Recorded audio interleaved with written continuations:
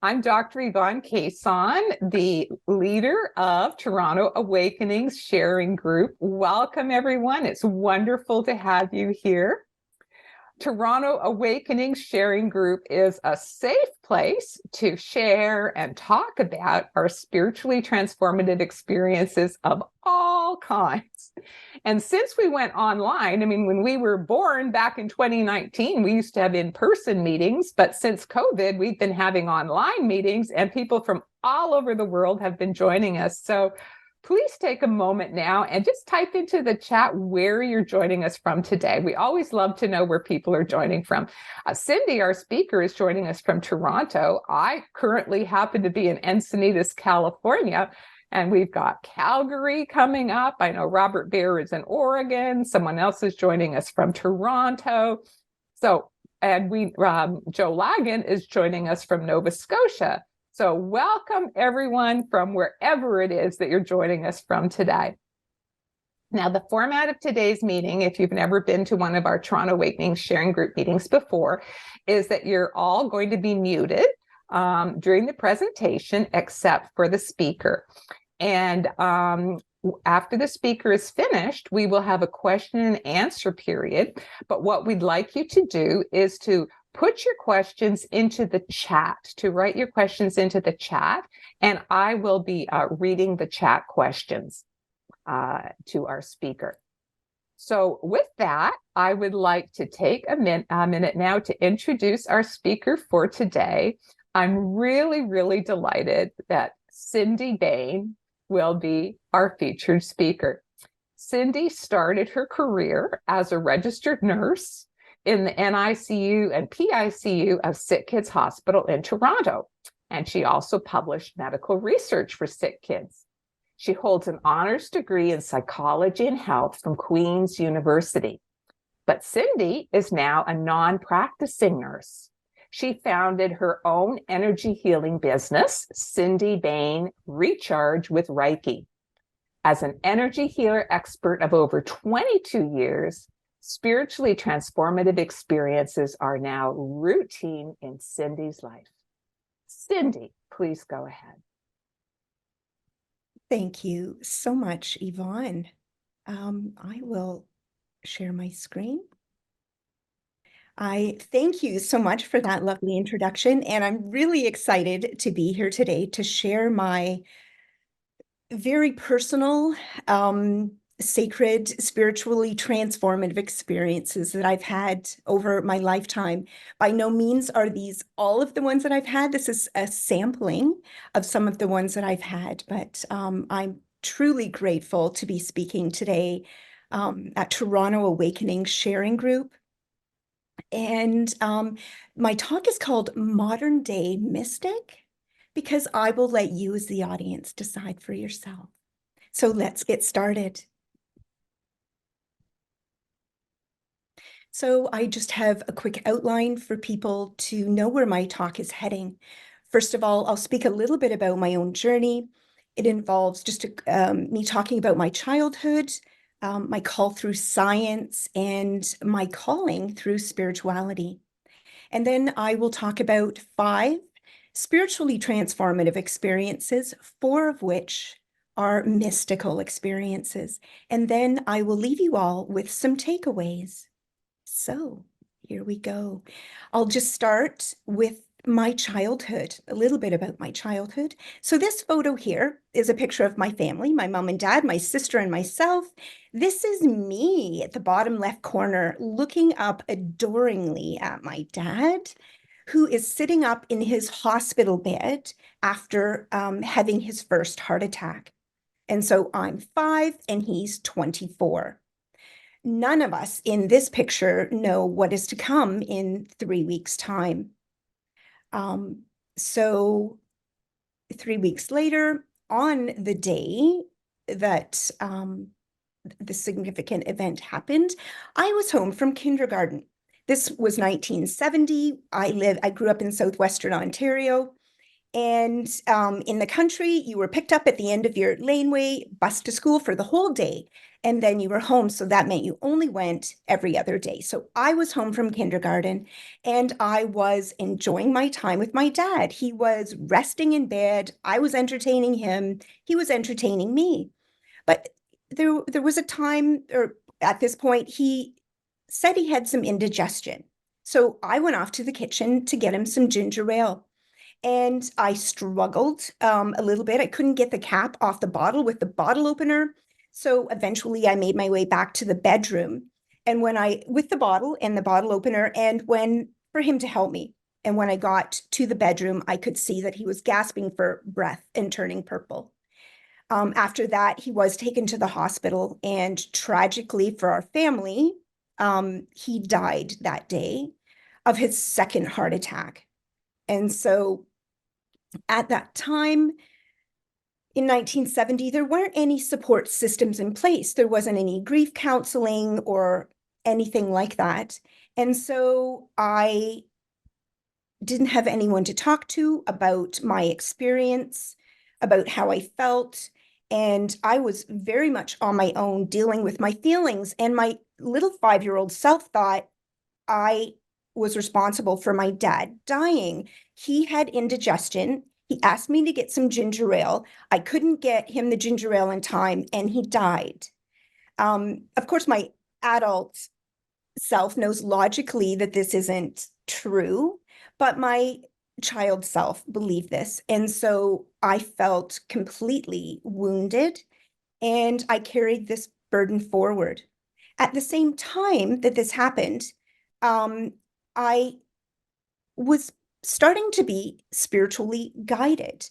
I intuitively knew that I could go into the forest behind our home to find comfort. We were fortunate enough to have a good sized property with a lovely forest behind. And so my intuition or my spiritual guidance wanted me to go into the forest. And so I would go in, I would sit by this tiny little stream with my back against a birch tree, and I would talk to God. In no way was I upset with God. I was simply wanting to find comfort for my soul and for my grief. And so I would do that from time to time. And I know now, looking back, that that was the beginning of me opening up to my own spirituality. I know that through my clairsentience or clear feeling, at that time when I was in the forest, I could feel energy coming in that was comforting me and helping me to cope with what I was going through. And so for me, that was the beginning of my spiritual journey.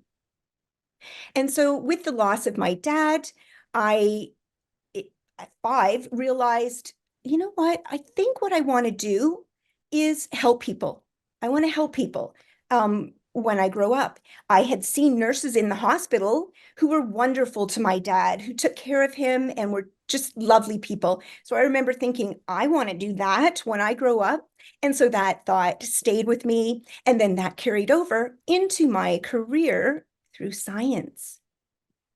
And so out of grade 13, I went into nursing school. And yes, there was a grade 13 way back then.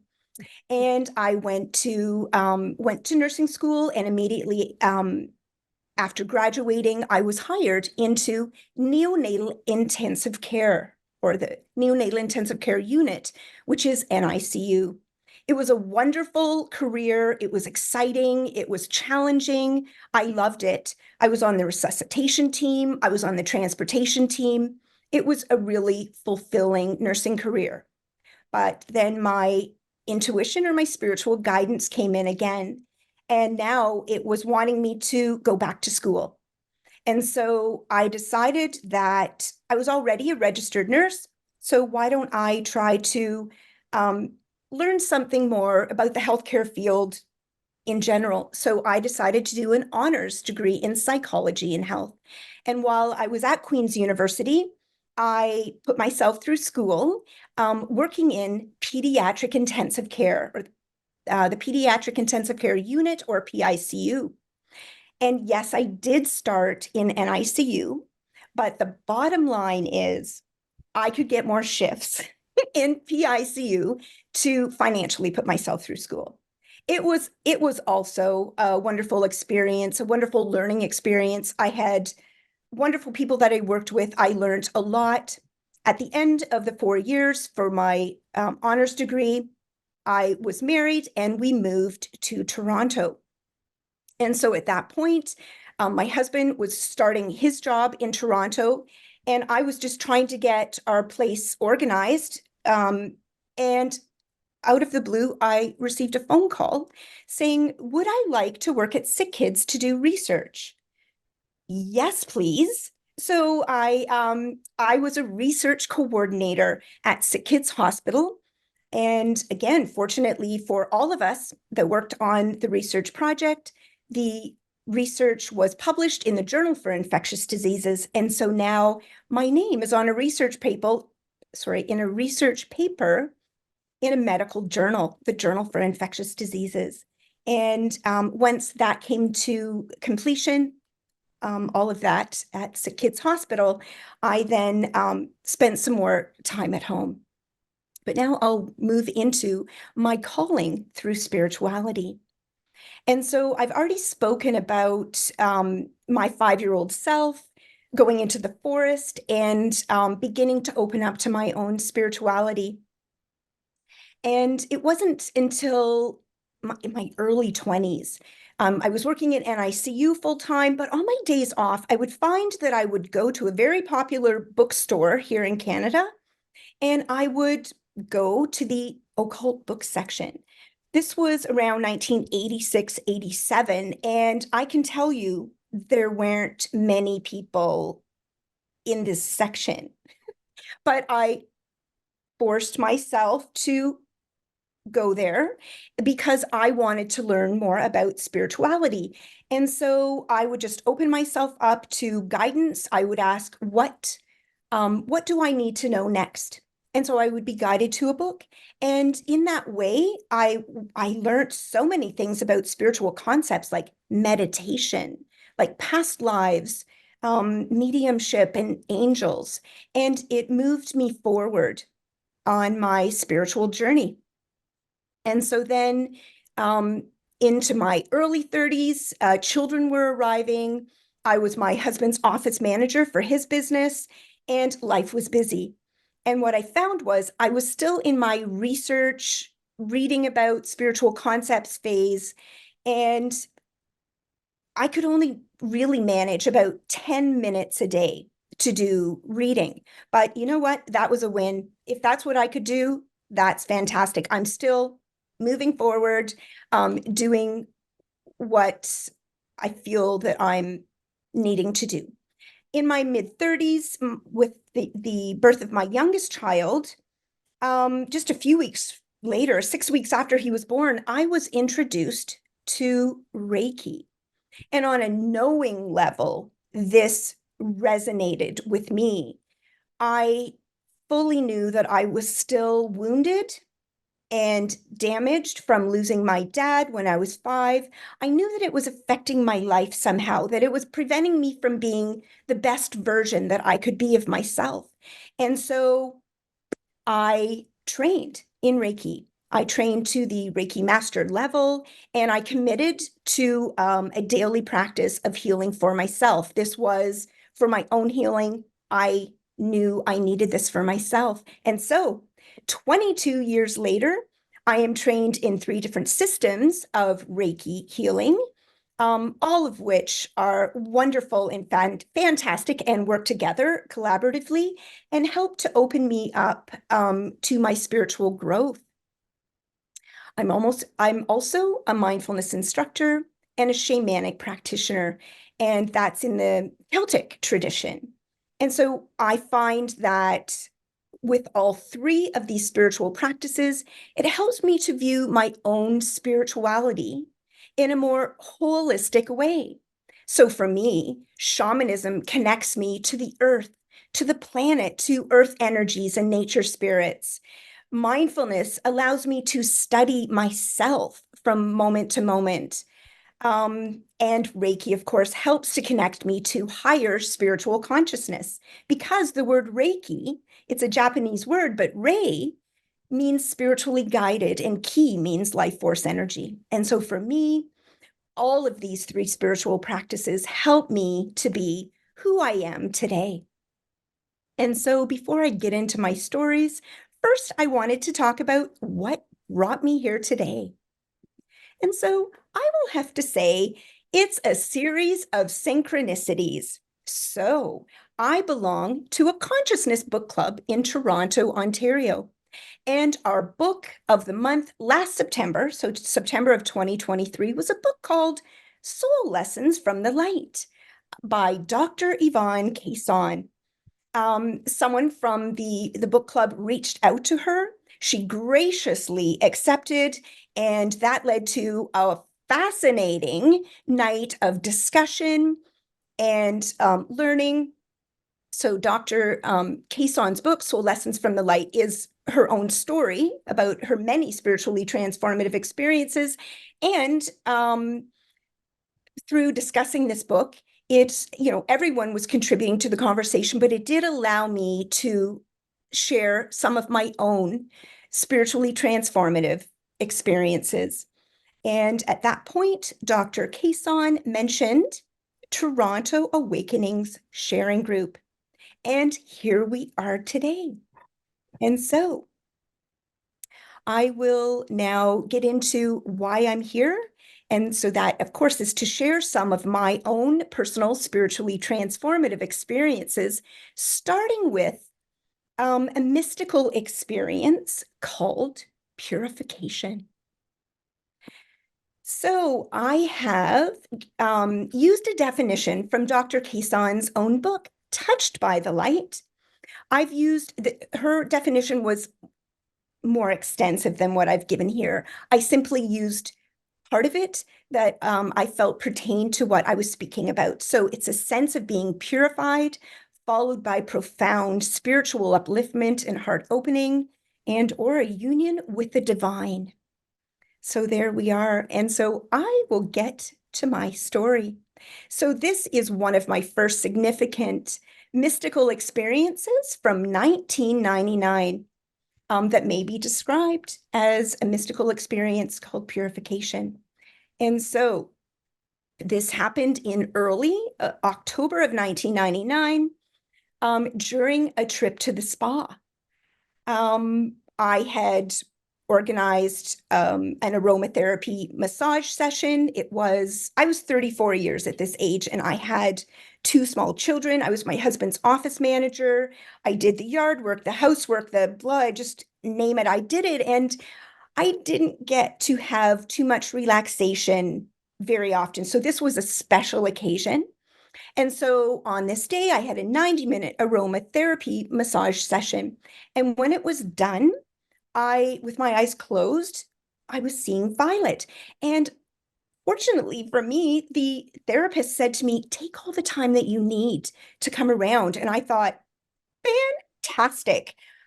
Because at this point, I had already been practicing transcendental meditation. And from my own understanding about that, when you see violet light clairvoyantly or sense it, but then you are connected to your higher self. So I thought I would just take a moment to connect with my higher self.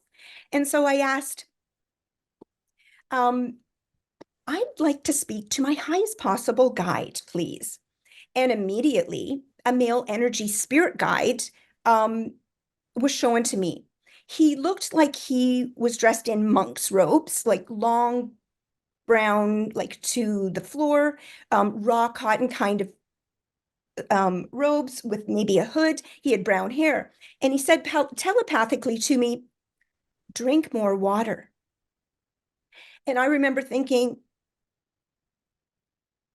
thank you so much for that very practical, commonsensical message. Is there anything more profound that my higher self could tell me? Are you my highest possible spirit guide? And then I heard him say, there is one other. And instantly now I could see a very large, and when I say see, I mean in my mind's eye, clairvoyantly. Now I can see a very large angel wing. It just fills my entire vision, and it's illuminated with pure white light. And I'm very aware that I can see details in this angel wing. Like there are feathers overlapping, and it's huge and magnificent. What struck me was it wasn't pristine white. It was more ancient, like it was almost like it was an antiqued color. But of course, this is symbolic. It was showing me that I had connected to an angel, and that this angel was more of an ancient angelic being. And this, so then I received a download of information through my claircognizance, or clear knowing, that this was Archangel Gabriel. And so Gabriel had personal messages for me. And so now I was aware that I wasn't seeing anything more with my clairvoyance. It was more on a pure consciousness level that I was experiencing Archangel Gabriel. And the messages that Gabriel had for me it seemed as though they were pertaining to my future, because what Gabriel was talking about wasn't something that I was experienced with or knew anything about. But I took that in. The experience came to a close, and then I was back on the massage table wondering, oh my goodness, how long was I in that meditation? I hope I didn't take too much time up. And so now I'm rushing. I get off the massage table, I get myself dressed, and I'm opening the door to the treatment room. And I still have my handle on the door as I swing it open. At that very moment, the person who had given me my aromatherapy massage session, who happened to be the spa owner, looked in at me. And one would maybe expect to see like a smiling face or something as I'm looking out. But what I saw was a little bit startling.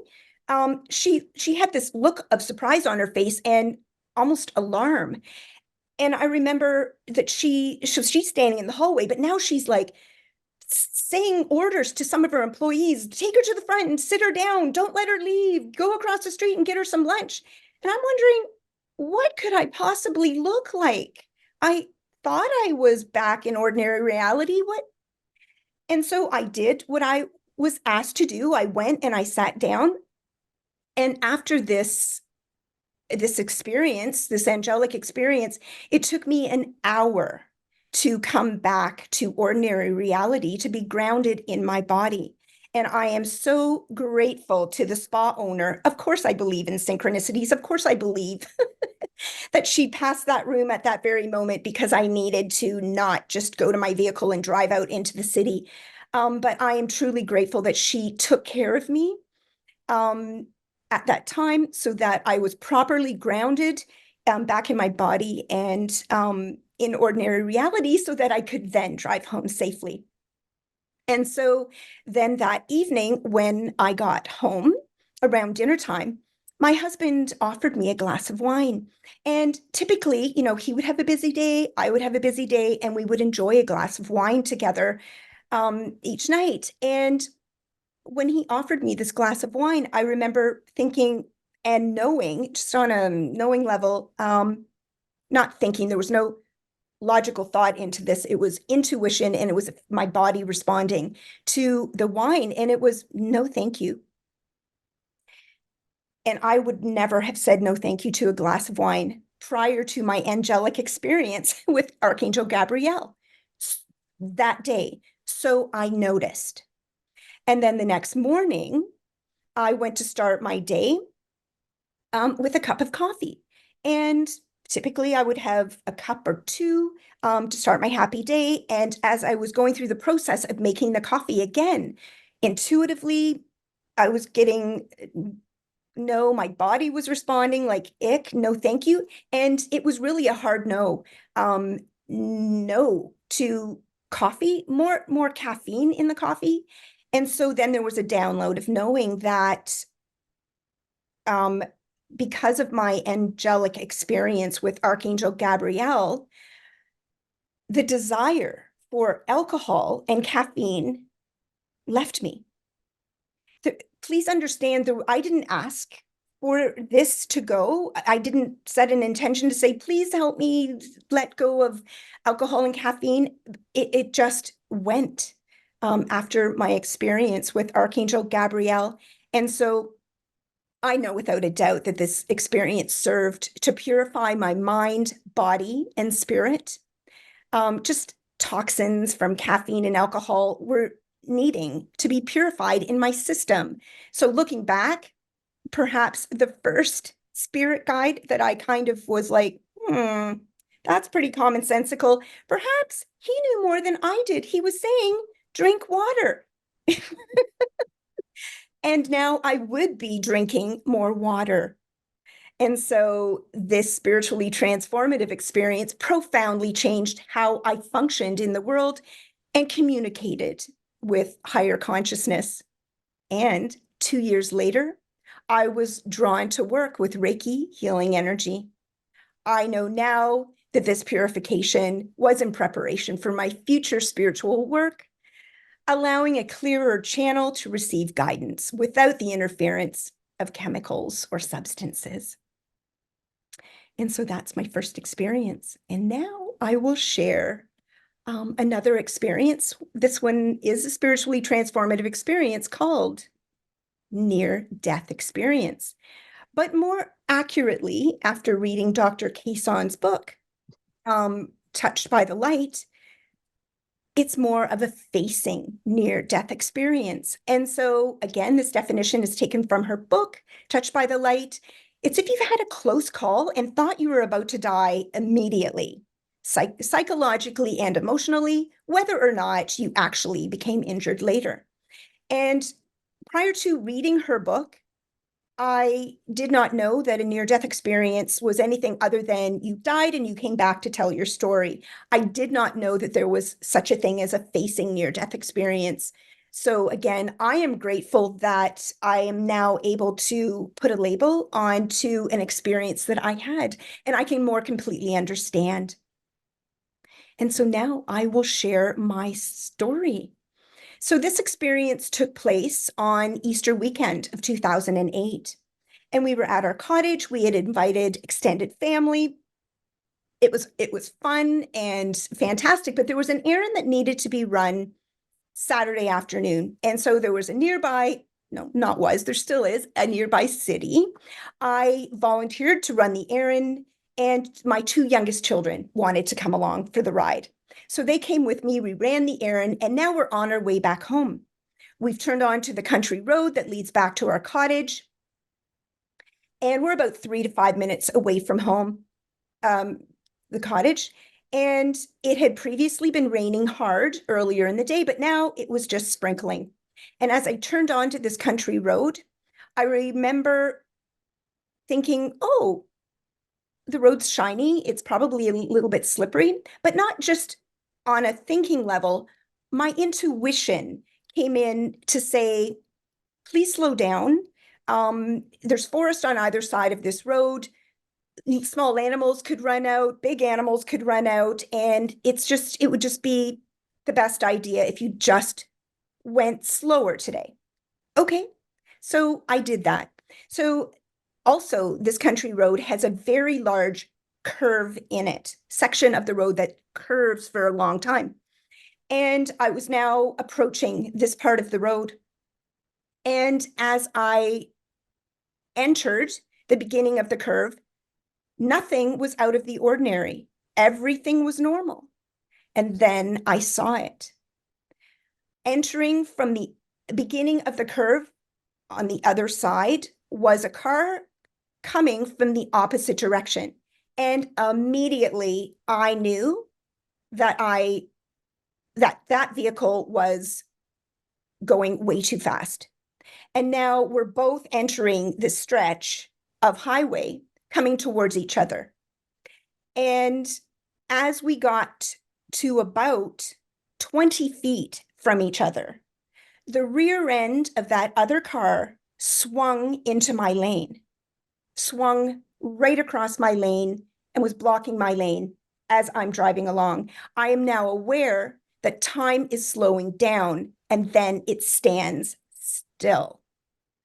I'm aware that I can see 360 degrees around me. I can see the children in the back seat, oblivious to what's happening. I can see the forest on either side, and I can see the rear end of this car 20 feet in front of my vehicle, blocking my side of the road. At the same instance that time stood still, there was a pressure that was in the cab of my vehicle, pressure around me. It wasn't uncomfortable, but it was squeezing in on me to let me know that something had shifted. I immediately felt unconditional love, harmony, peace, contentment, almost even joy, as if life is so wonderful. It was, which shouldn't have been how I was feeling given the situation. And so I was aware that I could see my hands on the steering wheel. I could see that vehicle in front of us. And in the next second, when time started again, the rear end of that vehicle swung out of my lane and I passed without incident. I did receive a download that other car and driver were perfectly fine. Nothing, no harm had come to them when their vehicle, when the rear end of their vehicle swung out of my lane. They were okay. And I continued to drive back to the cottage, still in this feeling of unconditional love, harmony, peace, contentment, joy. And although I was still aware, what just happened? I continued back to the cottage. And when we got there, the kids jumped out of the car and ran into the cottage. I went in still processing what just happened. And when I got into the cottage, of course, it's busy, family's there. It's now, Easter weekend and preparations for dinner were happening. And so whoever would listen, I shared my story. They politely listened.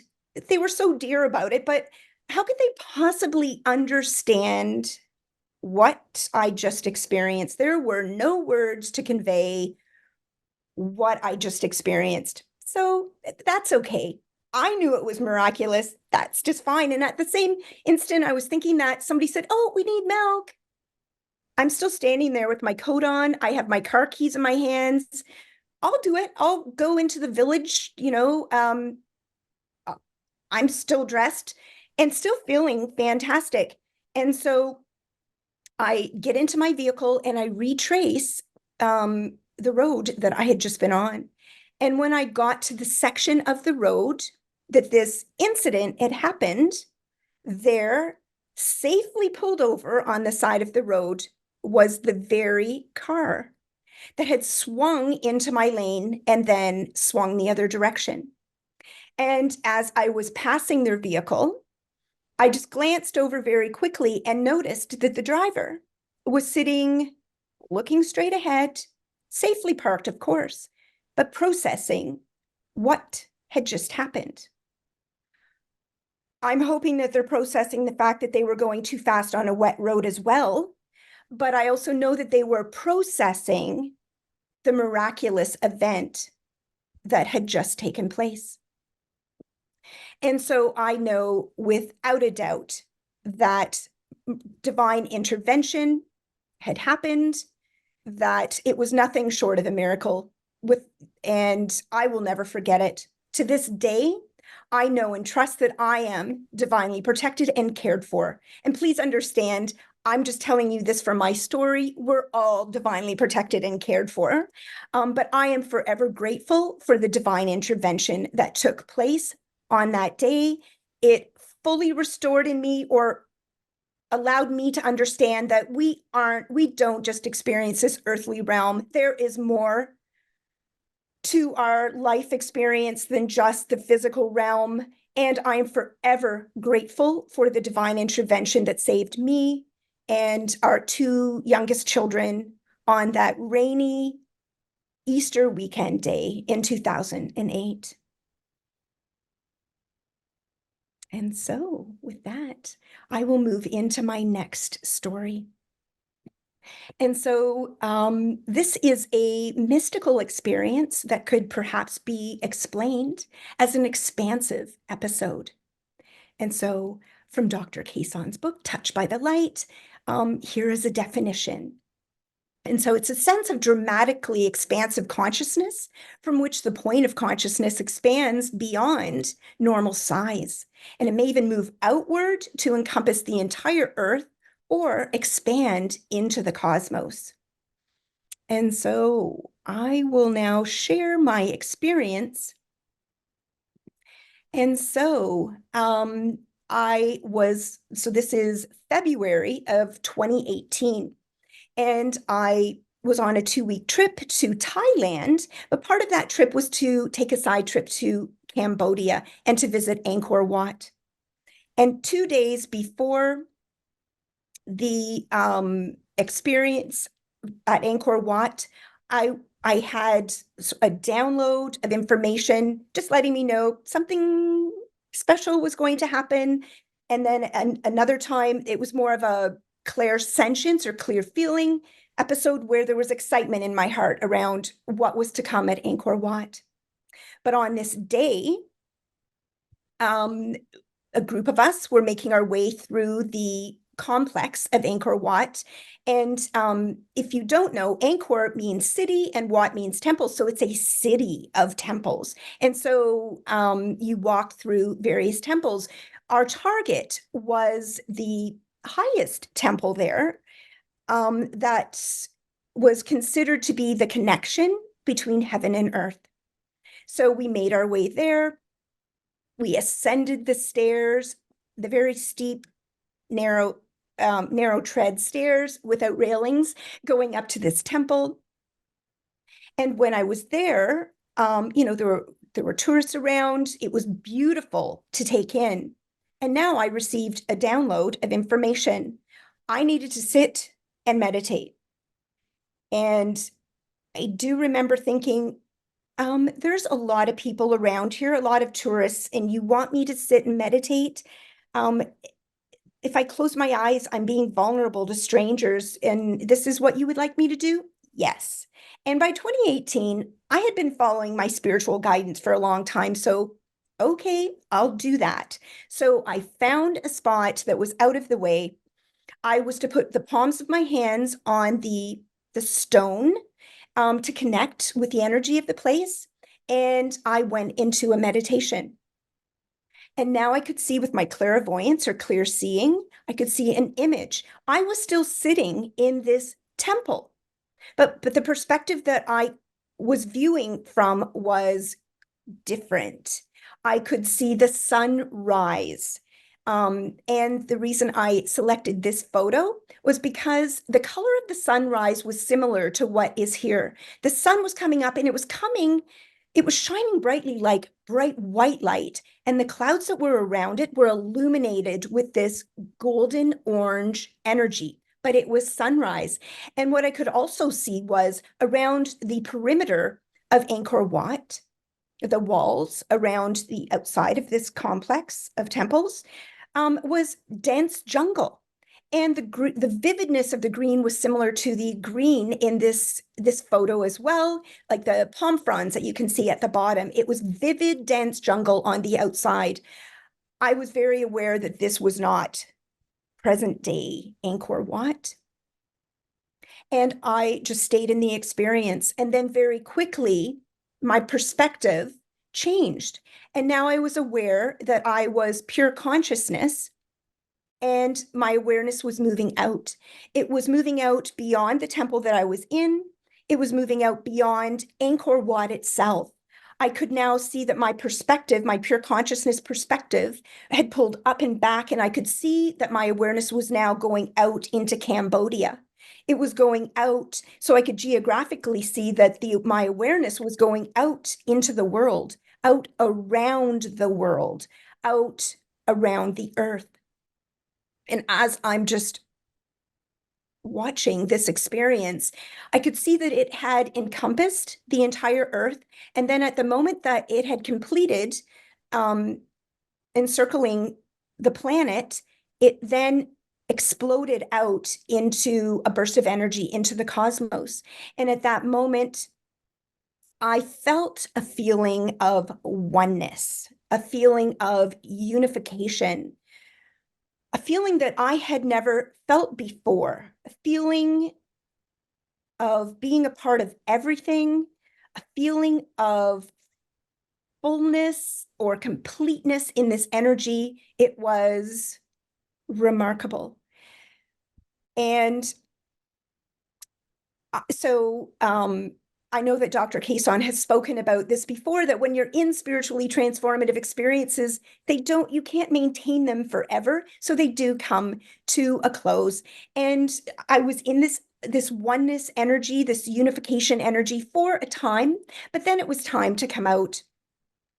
And of this experience, I joined my group, and I was very aware that this spiritually transformative experience left me with a greater understanding of my own spirituality, this mystical, spiritually transformative experience.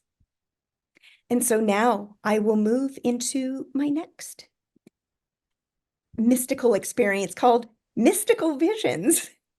And here is a definition, again, from Dr. Cason's book, Touched by the Light. So it's visions of saints, gurus, spiritual archetypes, or important figures from the world's religions. Just a couple of examples: Buddha and Jesus Christ, usually accompanied by a powerful feeling of unconditional love, compassion, healing, and/or guidance. So one mystical vision I will share with you today is one that happened very shortly after meeting Dr. Cason at the Consciousness Book Club evening. She had graciously recommended our next book to read, and that was Paramahansa Yogananda's book, The Autobiography of a Yogi. I found this book just remarkably fascinating. There were so many parts of it that resonated with me. And so on the day of this experience, I clearly remember it. It was November 13th of 2023, just a few short months ago. And I remember finishing the book in the morning, running upstairs to have a shower, and then I had a mystical experience. I'm in the shower, shampooing my hair, full on lather, with my eyes wide open. And then I see Paramahansa Yogananda.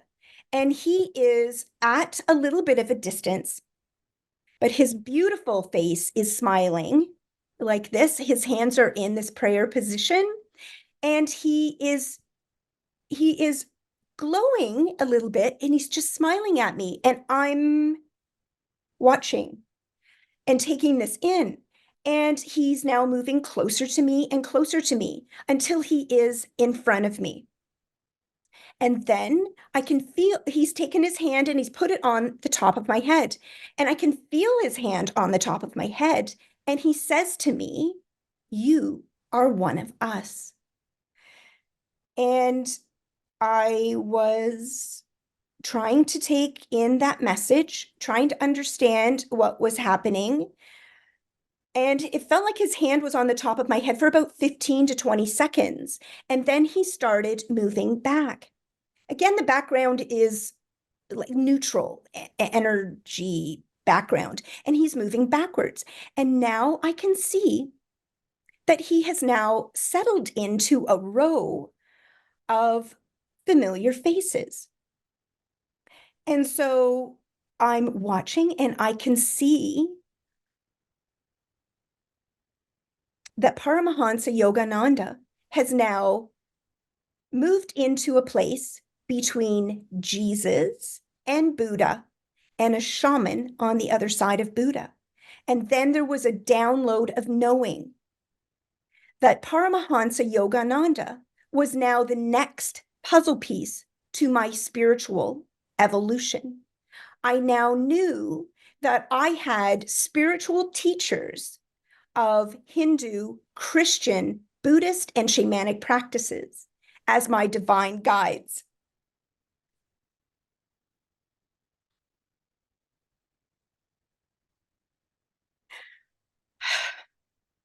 The feeling that came up around that was tremendous gratitude. My heart exploded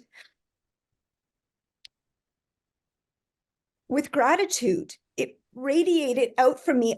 It was so humbling. I automatically had my hands in prayer position and I bowed, honoring them and respecting them with gratitude. And they bowed to me, and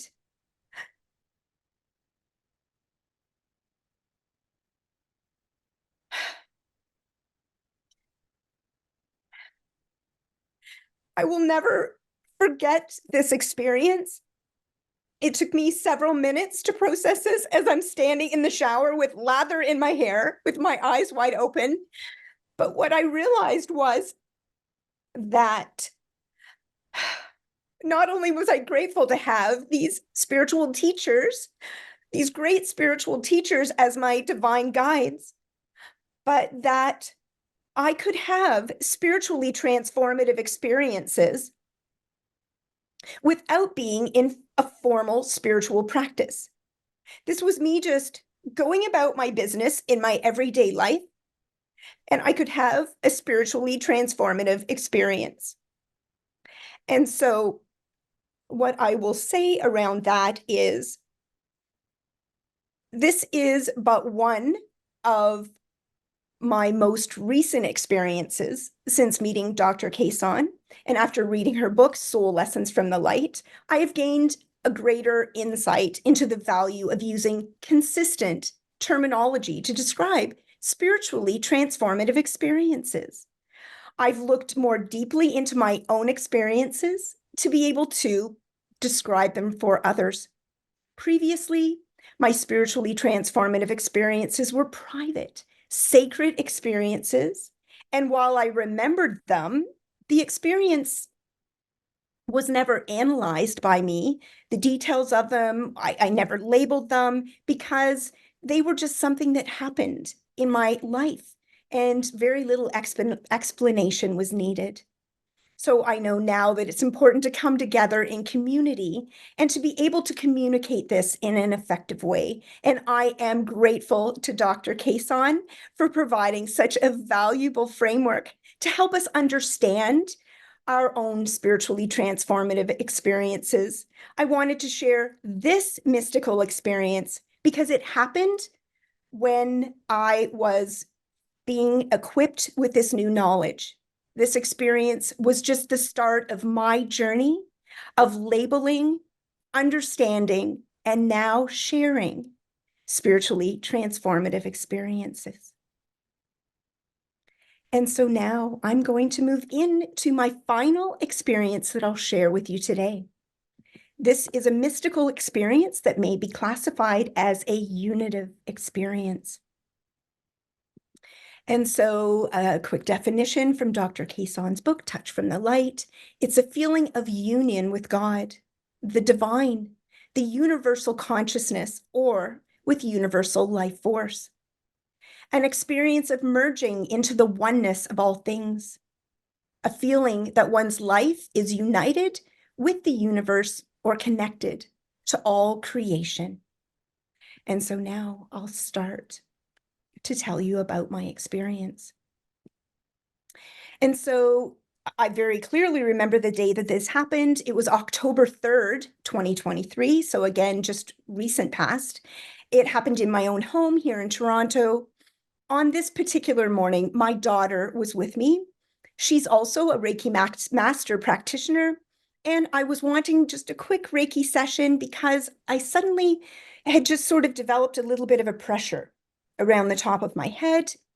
And I was about to, the next day, I was about to host an event that I was putting on, and I wanted to be at my best. So I was hoping she could just do something quickly for me to lift that. And so for the first few minutes of this Reiki session, it seemed like any typical session, which for me, I typically receive images and messages from higher spiritual realms, almost like a story unfolding, typically.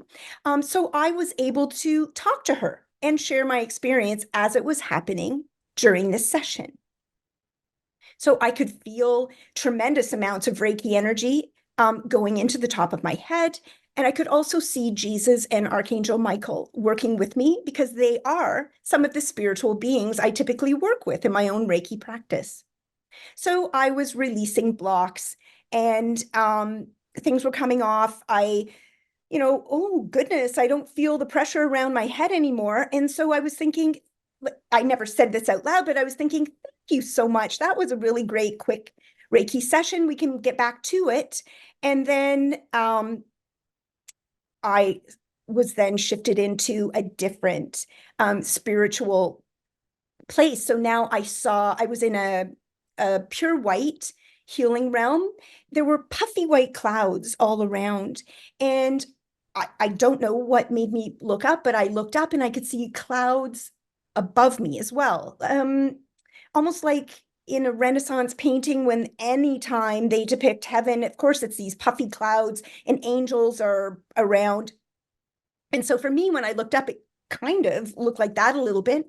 But then I noticed in two different sections of the clouds as I looked up, there were openings, and now legions of angelic beings were coming down to meet me. And now I'm aware that I am on a stone healing table. There's beautiful, pristine white linen over it. I'm lying down and I've a white sheet over top of me and my eyes are closed. And all of these angelic beings are tight right around me to the table that I was on. And I remember understanding from the way that they looked, they were waiting for something. They were supporting me, but they were waiting, expectant for something. I didn't know what that was. And so I just thought, I'm in a healing realm. I'm just going to relax. Whatever needs to happen will happen. And then my perspective shifted, and I was more the watcher. And I could see now that in the spiritual realm, out of my body came this ball of light energy. And it rose up above me and it got bigger and brighter and brighter. And now the angelic beings were celebrating. This is what they were waiting for this to happen. And now I can see that I'm sitting up with my legs over the side of the healing table. I'm in sort of a linen night dress kind of a thing. And I've hopped off the healing table and I've gone over to a group of angelic beings over to the right. And as soon as I do that, now I'm surrounded by the angels. And it feels comforting and lovely, but that came to an end very quickly because now I'm being asked, could I or would I move over? I need to move over to another spot over there that they had designated. Okay. Because I always know that within a Reiki session, this is always divinely guided, spiritually guided, life force energy. You're always within light and love. So I don't question what I'm asked to do. So I went over to that spot. And then I was aware that a column of sparkling white light has now come down from somewhere above, and it's now over me. And as in the moment that that column of sparkling white light came down over me, now my perspective is shifted again, and I'm in pure consciousness form. But I'm aware of feeling tremendous acceleration and elevation. So I am going up and I'm going fast. And it was like no other feeling of acceleration I've ever felt before. And I've been on the rock and roll roller coaster at Disney. It goes from 0 to 60 miles an hour in just a few short seconds. That's acceleration. This was faster. And eventually it came to its conclusion, and I came out into what I knew was the void. And for me, the color of it, and I'm in pure consciousness form, but the color of it was similar to this picture in that it was gray, but it was almost like a light robin's egg blue was in it. It was a gray blue kind of a realm, but I knew it was the void. I knew it was a place of quiet and calm. I knew it was a place of waiting, or a waiting place to go to the all that is. And when that moment of awareness came in, I was then in the all that is. I was then in a light realm that I had never been in before. It was pure white light. And the instant I was there, it felt like home. I knew it felt like home. It felt like my spiritual home. I said out loud, I am home. And at that time, as soon as I said, I am home, now a feeling is rising up in my heart that I didn't know was there. A feeling of homesickness, because I didn't know or didn't remember about the feeling that I had when I was in the all that is, when I was having my life as a human in the earth realm. And so once I returned to the all that is, now there was a knowing, oh, I missed being here.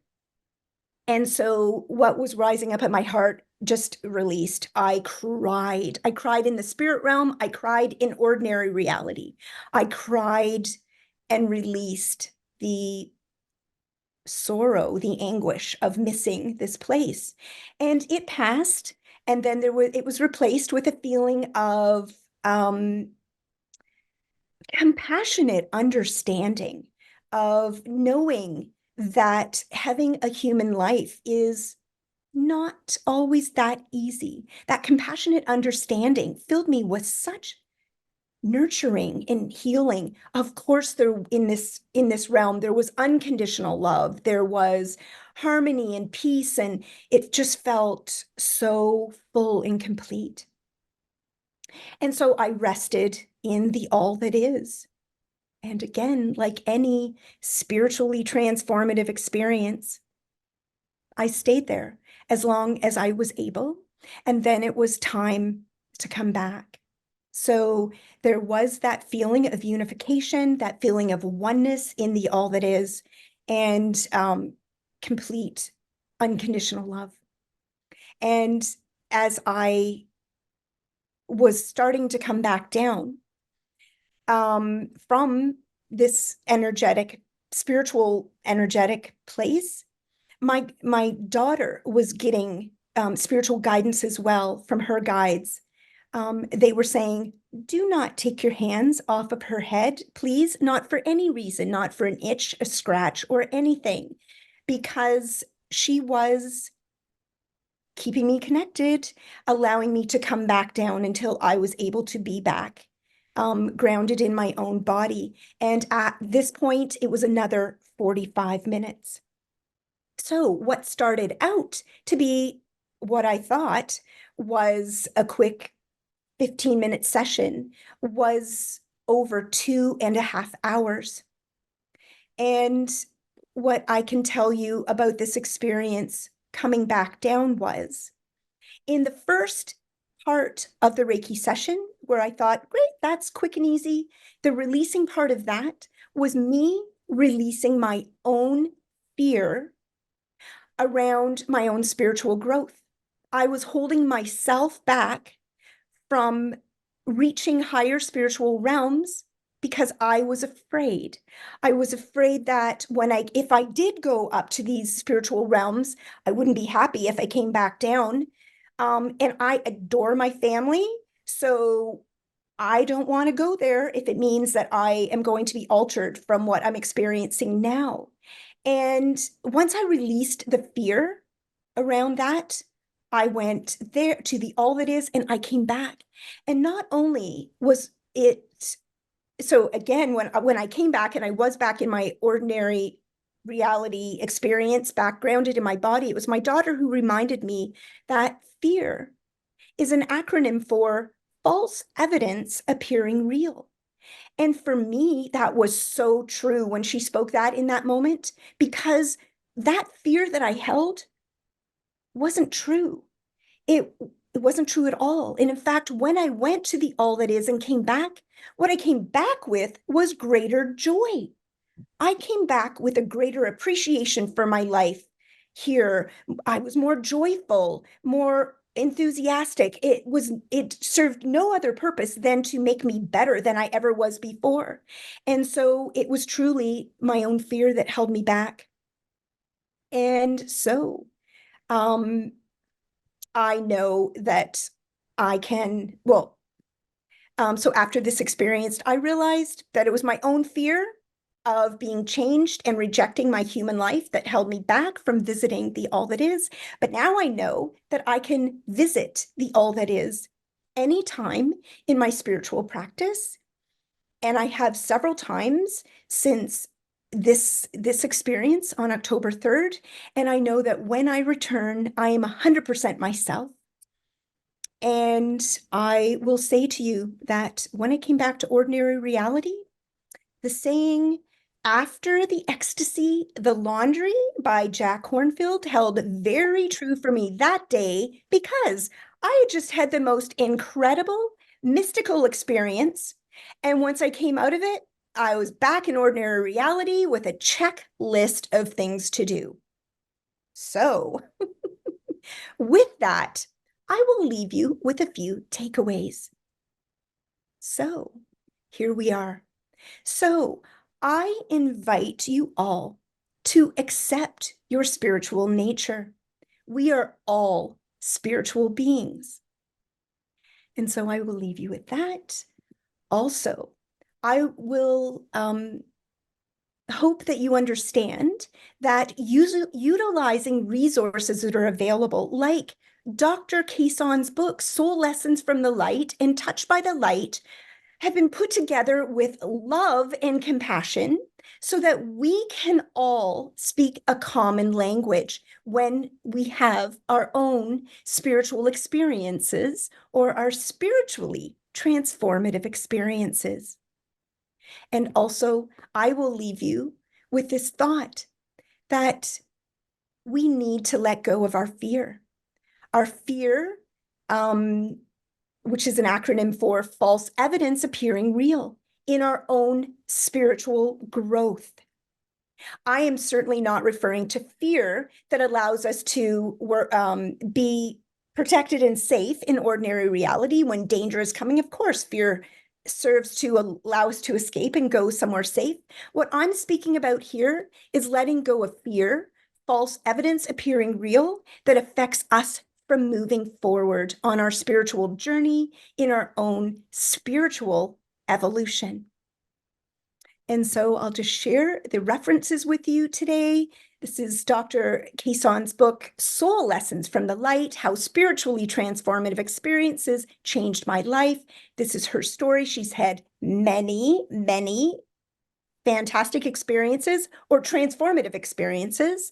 And then also her book, Touched by the Light, Exploring Spiritually Transformative Experiences. I can tell you that in my own library of books, these are on hand as reference books for me so that I completely understand what it is I'm experiencing, and then I can share more effectively with others. And so now we've come to the end of my talk. I thank you all so much for listening to what I have to share with you today. I am truly grateful that all of you wanted to be here to listen to my spiritually transformative experiences. I am truly grateful to all of you, and I'm grateful to Dr. Kason. Thank you so, so much. Just at the bottom here is how to get in touch with me. If you feel that I resonate with you, fantastic. If not, thank you so much for listening. And I think now we might be going into the Q&A portion. Thank you, Cindy, for that absolutely fabulous presentation. So that was absolutely phenomenal. Thank you so much, Cindy, for sharing your beautiful experiences that were clearly so sacred and so special for you. And I congratulate you on having the courage to come out today and share your experiences. So everyone who's here, if you'd like to ask Cindy a question, if you could please type your question into the chat, and I'll be very happy to ask Cindy the question. So I'll start with the first question as people are thinking about what they're going to write in their chat. So Cindy, when you look back at your spiritual awakening journey, the way you've described it, which of your experiences do you feel changed you the most? Oh, goodness. Well, I truly feel that every single spiritually transformative experience that I've had to date has led me to the point that I'm at so that I can experience more powerful experiences in my life now. So I wouldn't actually put a value on any one of them because they've each, in their own way, led me on my spiritual journey in exactly the right way for what I needed at the time. And they all brought me to this point on my journey here today. So, I mean, so many of them are powerful, but they're all so important to my own spiritual evolution. I mean, the one that I spoke about around purification, it was very important that alcohol and caffeine were just not a factor in who I was so that I could more clearly receive divine guidance around what I needed to do, how I needed to move forward. So that was a very significant experience for me. And now all of you know about that story. So I suppose that was maybe the beginning of a very, very significant spiritually transformative experience. Mhm. Wonderful. Everyone's writing, thank you, Cindy. Wonderful. Thank you, Cindy. So I'll keep writing with the questions since nobody else has questions. Okay, let's go to your near-death experience. I found that very fascinating. And I think it really was a near-death experience, that a close call. What do you think happened with the other car? I mean, do you think that when time stood still, that like divine hands moved that car out of the way? I mean, what do you think happened that you did not end up crashing into that car? Absolutely divine intervention. There was no question in my mind.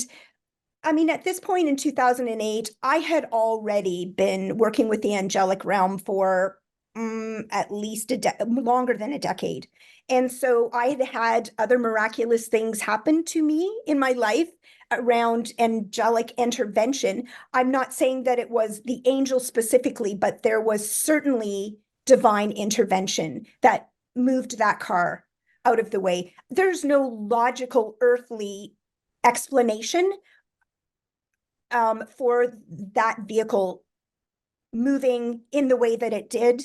That other driver, I have no idea where they're on in their spiritual journey, how much they could process, whether they just filed it under trash or like, I don't know, or just, wow, that was a thing and then just went on, or whether it really did sink into them that that was something miraculous and maybe started on their spiritual journey. I don't know. I don't know, but absolutely, without a doubt, that was divine intervention. We were 20 feet away from each other. That car should have like spun right into me. We were going to crash. And that was that. It was imminent death that was about to happen. Mhm. Mhm. Yeah, awesome. Awesome. Well, we have a couple questions coming in now.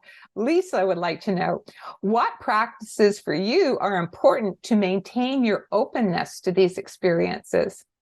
Oh, well, thank you for asking that. So I did mention the three spiritual practices, and I do um, use them in my everyday life. Reiki is foundational. That is something that I um, do daily for myself, for others. So that is foundational. My shamanic practice is a little more intermittent. I actually belong to a group called Shamanism Without Borders. And so this is we're all Celtic shamanic practitioners, and we do shamanic journeys once a month to be in service to the world, to help tend to earth energies, to places in the world, to help to promote healing. And so there's that I do. There's other shamanic practices that I do as well. I take Celtic shamanic courses and deepen my practice that way. And mindfulness. During the pandemic, when the pandemic hit in 2020, I was already using the Zoom platform, and it just felt right for me to deepen my practice, my mindfulness practice. And so I decided to take the instructor's course, and that did deepen my practice. And so I noticed that mindfulness comes in automatically in my daily routine. And it really, all three practices really help my spiritual evolution move forward in ways. Each one of them are so valuable, but my foundational spiritual practice is Reiki. Awesome. Thank you. Well, now we have a whole bunch of questions that came in. Sandra would like to know, you started with the story of your father. How do you feel that experience is connected with your later experiences? Directly. Thank you so much for asking that question. It's directly connected. It fully set me on my path for the work that I do now. My own spiritual journey, it fully started at 5 years of age. And because I lost my dad, I had to look inward. Well, I didn't have to look inward. I looked inward, and it began my spiritual journey. And losing my dad, as tragic and heartbreaking as it was, I have come to look at it from the point of view that it absolutely was essential to set me on my path as early as it did. It's been 53 years that I've been on my spiritual journey now. So, man, I'm old. But 53 years of being on my spiritual journey from that experience. So, but thank you for asking that question. That's very, very, yeah, that's wonderful. Thank you. All righty.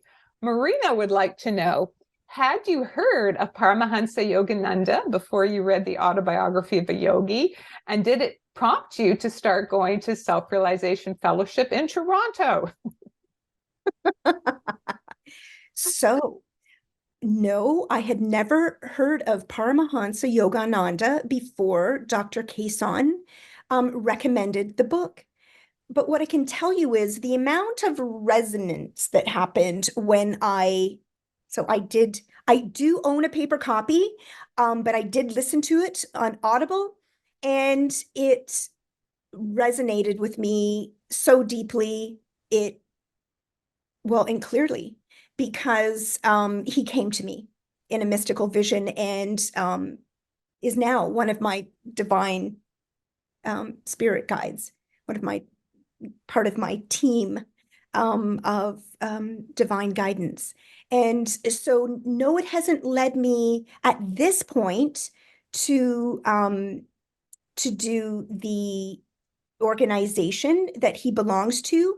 But again, I'm still on my spiritual journey. One never knows what is the next step.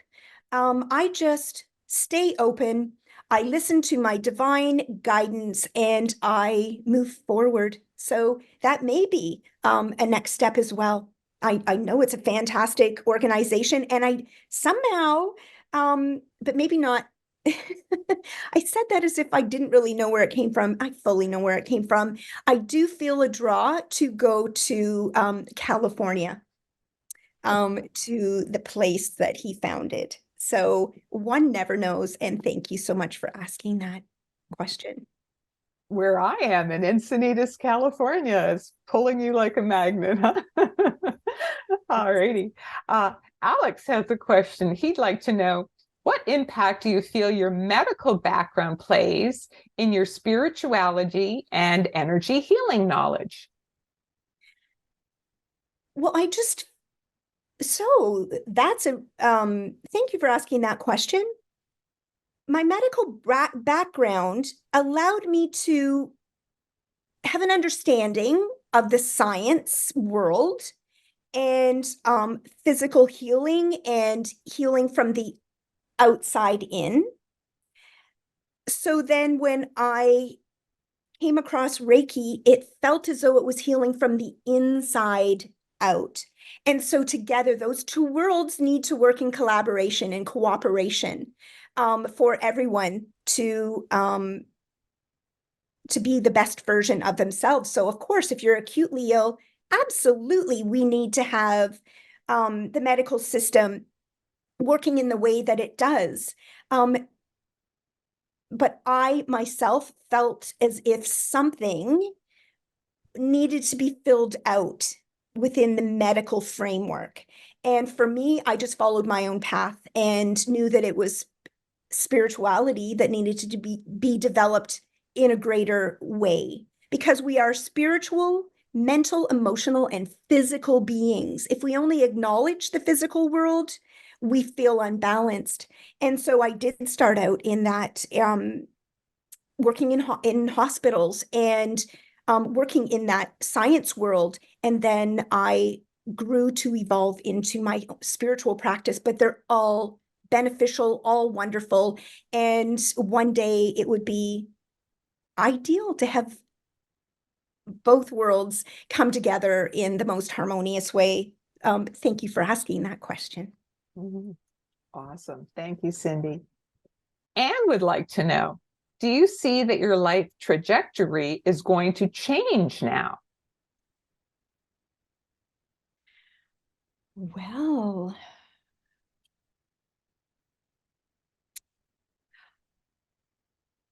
I don't know. I feel as though my life now meaning after this talk, now that I'm on my spiritual journey, I'm not 100% sure what the now means, what the now refers to. I always stay open to my divine guidance. And so it always guides me in a way that changes my trajectory to whatever is the next step, the next best thing for my spiritual evolution. And so I will answer yes, because it's always shifting and always changing, always for the highest possible good with the best possible outcome. What a wonderful answer. Thank you, Cindy. And this is our last question. It comes from Robert. And Robert says, thank you. This was a great presentation. Did you see the eyes of the archangel or any of the angels? And if so, can you describe what the eyes look like? Oh, I was 34 then and somewhat of a newbie to having these experiences. And so they were very compassionate about having me experience this angelic experience. So they showed it to me they showed me Archangel Gabriel first symbolically as an angel wing, and then I was in a realm that I didn't recognize, but I knew I was fully in the presence of an angel. No, I didn't see the eyes of an angel because it was energy to energy. We were just communicating in our pure energy form. So there wasn't any form to witness, and I didn't see the angel's eyes. But thank you for asking that question. Thank you, Cindy. So with that, I think we're going to wrap up the question and answer period. So thank you, Cindy, for an absolutely fabulous presentation. I know you had me inspired and riveted throughout. So thank you so very, very, very much.